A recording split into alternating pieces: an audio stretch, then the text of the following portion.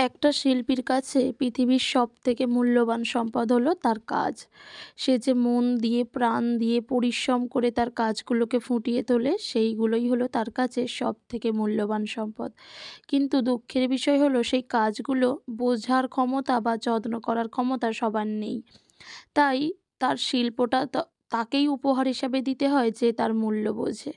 তোমরা কি বলো? কমেন্ট করে জানিও। আর এখন যে তোমাদের সাথে কাজগুলো শেয়ার করছি, ড্রয়িংগুলো, এই সমস্ত কিছু আমাদের দীপবাবুর আঁকা।